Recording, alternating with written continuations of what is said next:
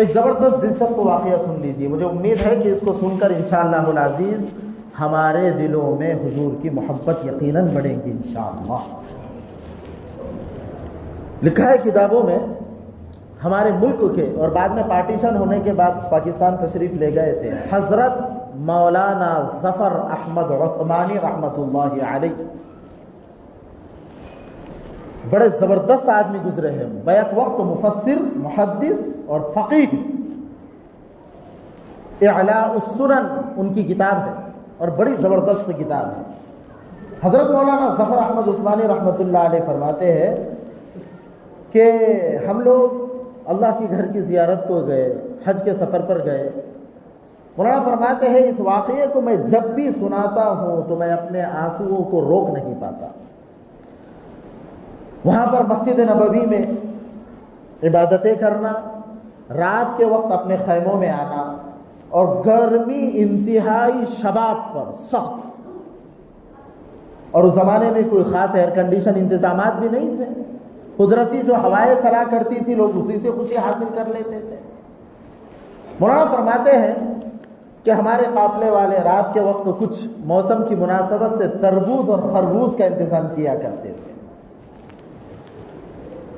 کھانے سے فراغت کے بعد اس کے چھل کے تھوڑی دوری پر لے جا کر ڈال دیا کرتے تھے۔ ہمارے ساتھیوں نے دیکھا کہ شام ہونے پر، رات ہونے پر ایک معصوم سا 8 سے 9 سال کا بچہ آتا ہے اور ان قاشوں کو، چھلکوں کو اٹھاتا ہے اور اس پر جو لالائی ہوتی ہے اس کو کریدتا ہے، جمع کر کے کھاتا ہے اور چلا جاتا ہے۔ ایک دو مرتبہ دیکھا، اس بچے کو بلایا گیا، بیٹا کون ہو؟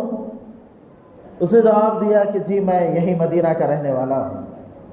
تو کہنے لگے کہ یہ کیا کرتے ہو، بھوک لگتی ہے؟ جواب دیا ہاں، گھر میں کھانا نہیں بنتا؟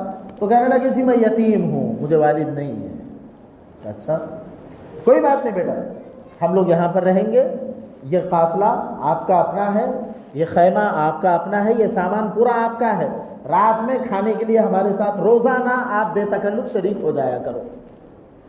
وہ بچہ بڑا خوش، شام ہوتی ہی وہ بچہ آ جاتا، بڑی پیاری پیاری باتیں کرتا، اور عرب ہوتے بھی ذہین، وہ بچہ بڑی پیاری باتیں کیا کرتا تھا، یہاں تک کہ ہر ایک ساتھی کے ساتھ وہ ایسا گھل مل گیا کہ سب کے نام بھی معلوم ہو گئے۔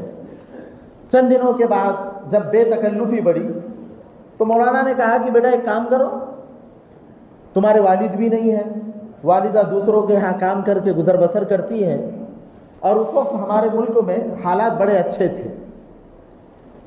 تو کہنے لگے کہ آپ اپنی والدہ سے اجازت چاہو اور ہمارے ساتھ ہمارے ملک چلو، جب تقسیم نہیں ہوئی تھی ہندوستان چلو۔ تو بچے نے کہا کہ میں وہاں آ کے کیا کروں گا؟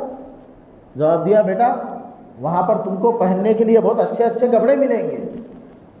اس نے کہا اچھا، کھیلنے کے لیے گراؤنڈ میں؟ کہا وہ بھی ملیں گا، دوست وہ بھی ملیں گے، کھانے کے لیے اچھی اچھی چیزیں ملیں گی، اچھے سے اسکول ملے گا، سب کچھ تمہارا بہترین انتظام ہو جائے گا۔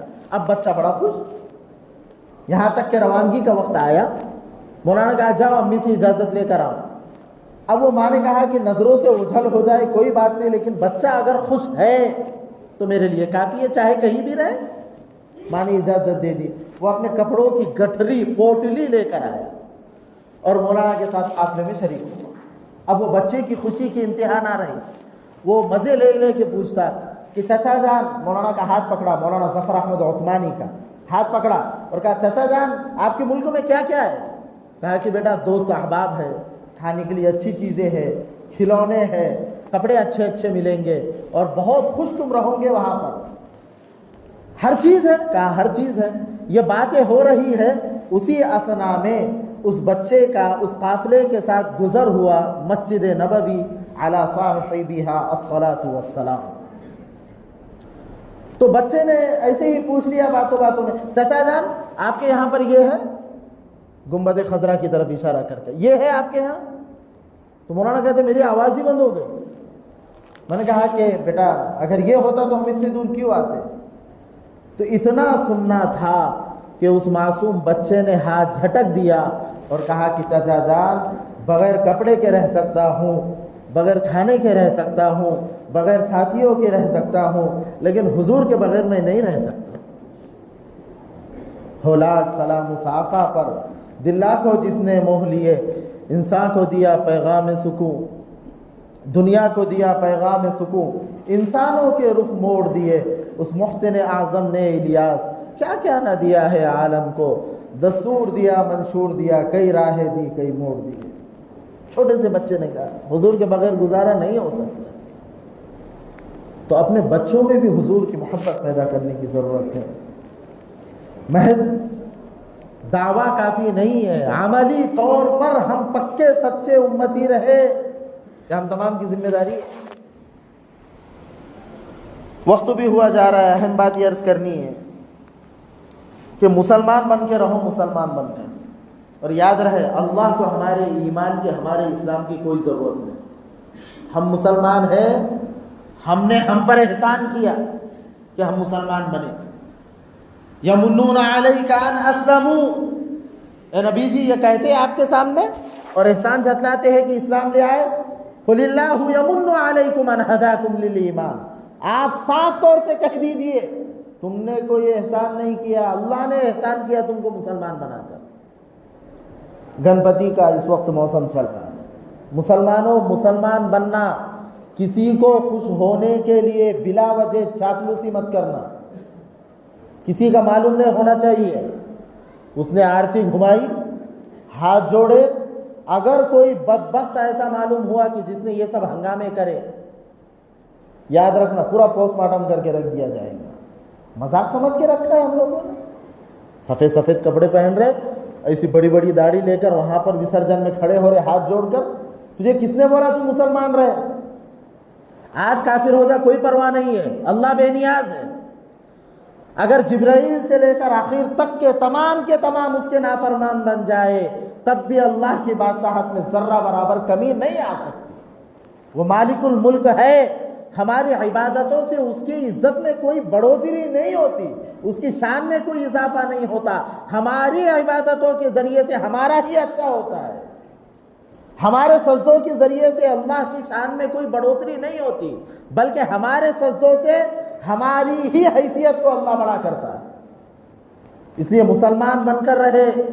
اوروں کو خوش کرنے کے لیے بلا وجہ کفری اعمال کر لینا اور مبارک بادیاں پیش کر لینا، مسلمانوں اس سے باز آؤ، نہیں تو اللہ بڑا بے نیاز ہے. کیا بعید کہ رات میں سویا تھا مسلمان تھا، صبح میں اللہ نے ایمان کی دولت سے محروم کر دیا. اللہ بے نیاز ہے، اس کو کسی کی ضرورت نہیں. اسی طرح جہاں گانے بجانے کے پروگرام ہو، اپنے نوجوان دوستوں سے کہوں گا بلا وجہ وہاں کھڑے ہو کر اپنی غیرت کا جنازہ نہ نکالیں. اپنی غیرت کا جنازہ نہ نکالیں. آپ کو معلوم ہے، آپ کہیں گے ہم تو کوئی مبارکبادی نہیں دے رہے، ہم تو کوئی خاص براہ راست شرکت نہیں کر رہے، ہم تو دور سے کھڑے ہو کر دیکھ رہے. آپ کی یہ بھی شرکت کہی جائیں گی دور سے کھڑے ہو کر دیکھنا. اپنے آپ کو پکے سچے مسلمان بنا کر رہے، اپنے آپ کو مومن یقین کرائے اپنے عمل کے ذریعے، اپنے اخلاق اور اپنے کردار کے ذریعے سے. حق جل مجدہ ہم تمام کو اپنے نبی کی سچی پکی محبت نصیب فرمائے. کفریہ اعمال سے، بدعات اور خرافات سے ہم تمام کو سخت ترین نفرت دلائے. وآخر دعوانا ان الحمد للہ رب العالمین.